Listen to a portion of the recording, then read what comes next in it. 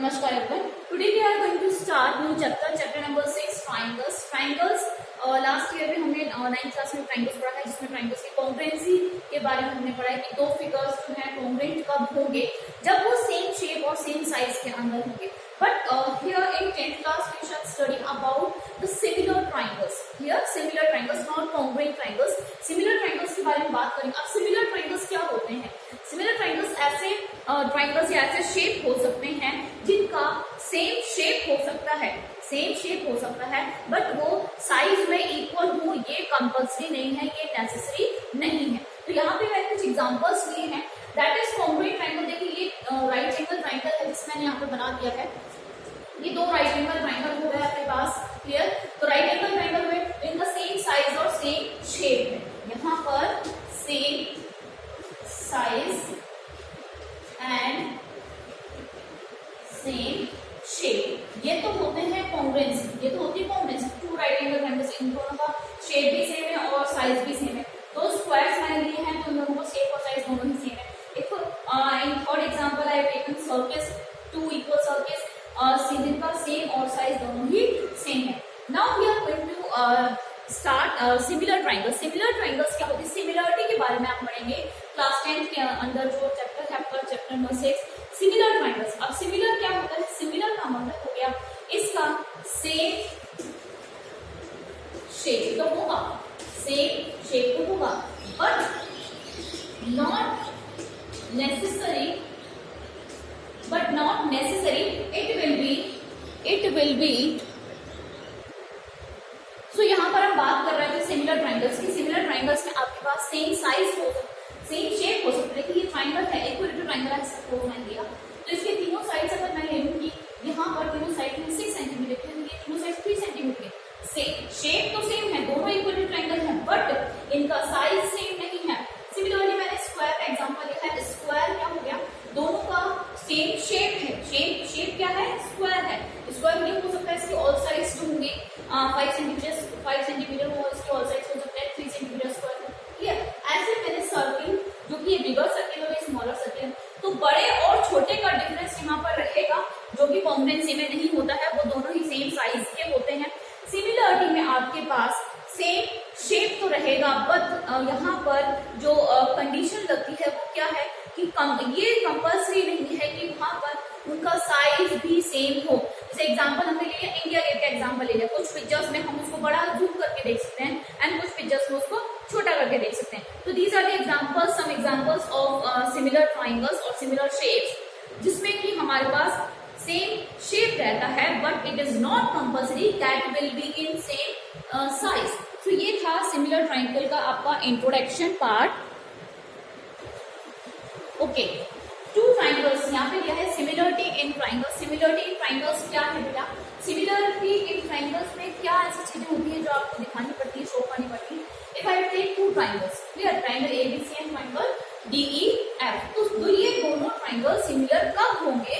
ये दोनों triangle similar तब होंगे if corresponding angles are equal. जब इनके करस्पॉन्डिंग एंगल्स जो होंगे वो आपस में इक्वल होंगे. जैसे angle A, angle B. First condition मैंने क्या लिखी हुई है? Corresponding angles are equal. तो ये हो गई फर्स्ट कंडीशन. करस्पॉन्डिंग एंगल्स मतलब एंगल A जो होना चाहिए एंगल B के इक्वल होना चाहिए. सिमिलरली एंगल B जो होना चाहिए वो एंगल E के इक्वल होना चाहिए. Angle B equals to angle E होना चाहिए एंड एंगल C जो होना चाहिए वो एंगल F के इक्वल होना चाहिए. एंगल C जो होना चाहिए वो एंगल F के इक्वल होना चाहिए. तो ये है corresponding angles are equal. Angle A is equals to angle D, angle B is equals to angle E, and angle C is equals to angle F must be equal. And second condition क्या है? Corresponding sides are in the same ratio or proportional. Corresponding जो sides होनी चाहिए उनका ratio same होना चाहिए. Not sides are equal. Congruency में हम sides को equal बताते हैं, but यहाँ पर हमें sides का ratio चाहिए, corresponding sides का ratio.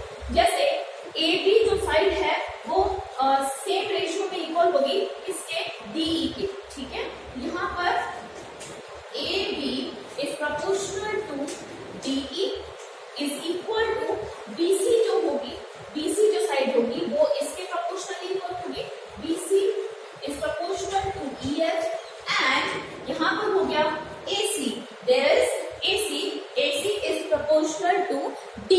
AC is proportional to यहाँ पर क्या आपके पास AC is proportional to DF।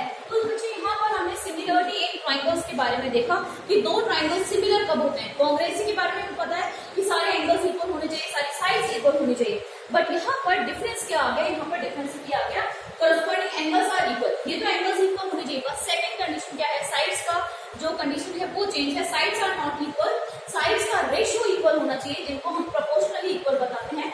AB side जो है प्रोपोर्शनल होगी DE के, BC साइड प्रोपोर्शनल होगी EF के, एंड AC साइड प्रोपोर्शनल होगी DF के। तो ये है सिमिलर ट्राइंगल्स। इन ट्राइंगल्स को हम सिमिलर ट्राइंगल्स कहेंगे अगर ये दो ट्राइंगल्स इस तरह की कंडीशन फुलफिल करते हैं तो these will be similar triangle.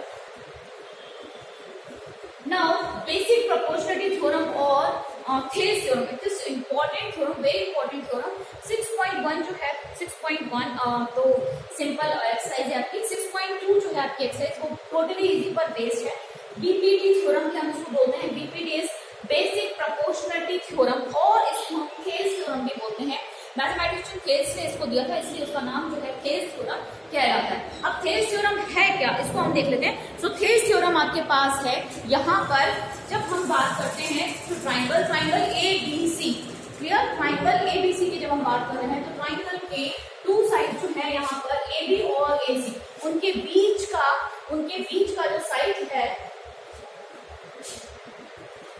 So basic proportionality theorem और थेल्स थ्योरम इसको कहते हैं। अब ये क्या कहती है, ये कह रही है कि एक ट्राइंगल ABC अगर ले लिया हमने, तो इस साइड BC के पैरेलल एक लाइन यहाँ पर अगर ड्रॉ कर दी जाए जो कि AB को D पॉइंट पे इंटरसेक्ट कर रही है और AC को E पॉइंट पे इंटरसेक्ट कर रही है, तो ये कह रहा है, ये बता रहा है कि AB साइड का ये जो AD/DB और AE/EC का जो रेशियो होगा वो सेम आएगा। अगर DE is parallel to BC है, ठीक है, तो AD/DB और AE/EC का जो रेशियो आएगा वो सेम आएगा। तो यहाँ पर जब आप स्टार्ट करेंगे तो लिखेंगे given ABC is triangle in which DE is parallel to BC, clear, और in which is parallel to BC, और ये शो करने के लिए बोल रहा है या टू प्रूव करने के लिए यहाँ पर है, आपको एक प्रूव करना है कि AD/DB होगा साइड का रेशो प्रोपोर्शनली EC/EC होगा, ये आपको प्रूव करना है। तो यहाँ पे बच्चे कंस्ट्रक्शन करना पड़ेगा, क्योंकि हमारे पास ट्राइंगल है, ट्राइंगल का क्योंकि साइड्स हैं तो यहाँ पे ऑब्वियसली ट्राइंगल का एरिया लगेगा हाफ बेस इंटू हाइट। तो हमें कंस्ट्रक्शन में क्या करना पड़ेगा, मुझे यहाँ पॉइंट E से परपेंडिकुलर ड्रॉप करना पड़ेगा, ये हो गया परपेंडिकुलर ऑन AB, तो यहाँ पे मैं लिखूंगी ड्रॉ परपेंडिकुलर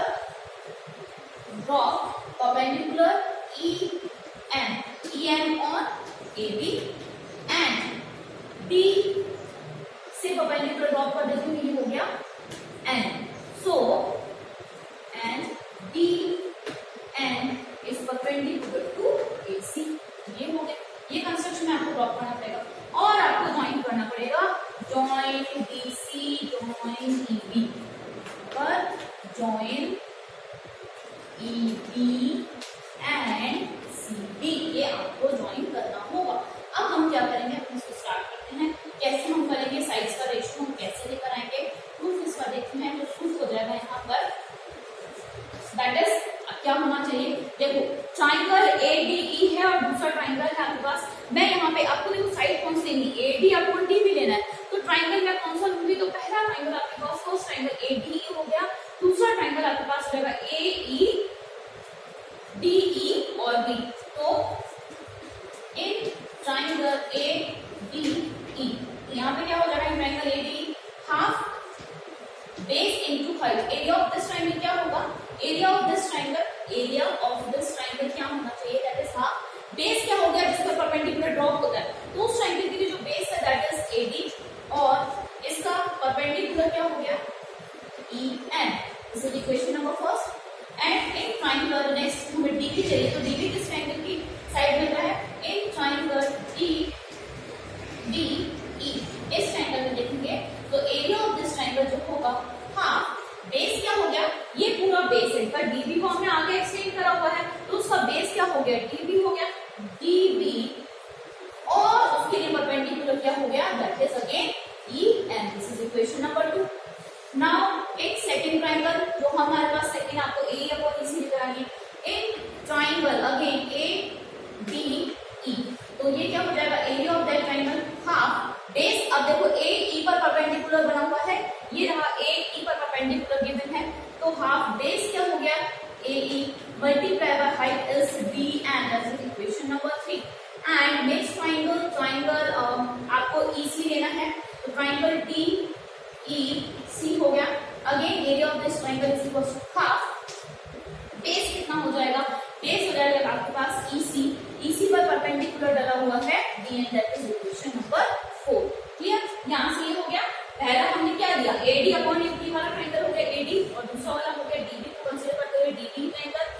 ऐसे सेकंड टाइम में हमें AE चाहिए थी वाला ट्राइंगल, ये बेस ले लिया, और DEC ट्राइंगल ई वाला ट्राइंगल हमने कंसीडर कर लिया क्योंकि हमें बेस क्या चाहिए EC चाहिए।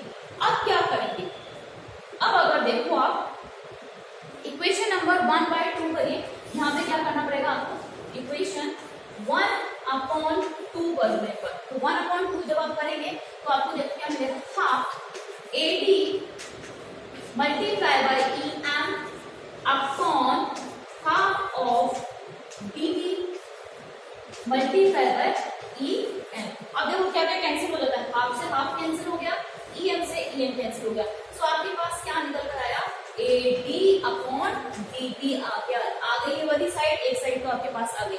अब दूसरा देखते हैं, दूसरा आपके पास क्या है, दूसरा आपके पास ट्राइंगल है।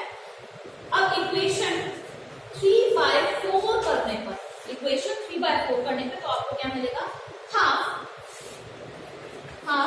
बेस कितना है AE और DN हो गया अपॉन हाफ EC और DN हो गया, हाफ से हाफ कैंसिल, DN से DN कैंसिल, आपके पास क्या आया, AE अपॉन EC आया यहाँ पर आपके पास। तो आपको यहाँ पर क्या करना होगा, ये अब आपको शो करना है कि ये दोनों ही रेशो जो है प्रोपोर्शनल रेशो आपस में इक्वल होंगे। तो इसके लिए हमें यहाँ पर एक थ्योरम हमने पढ़ी थी लास्ट 9th क्लास में, both triangle DEP and DEC are on the same base and between the same parallel line, so they are equal in area, ये इक्वल होंगी एरिया में। तो ये दोनों जो ट्राइंगल दोनों ही सेम बेस और सेम पैरेलल लाइन के बीच में है, और इनके एरिया आपस में इक्वल है, जो कि हम हाफ बेस इनटू हाइट की बात कर रहे हैं, एरिया आपस में इक्वल है, तो इनका रेशो भी क्या होगा, सेम होगा। Now you will write AD upon DB is equal to AE upon EC। तो ये है आपकी बेसिक प्रोपोर्शनलिटी थ्योरम, इसको हम फेस थ्योरम भी कहते हैं और BPT थ्योरम भी कहते हैं।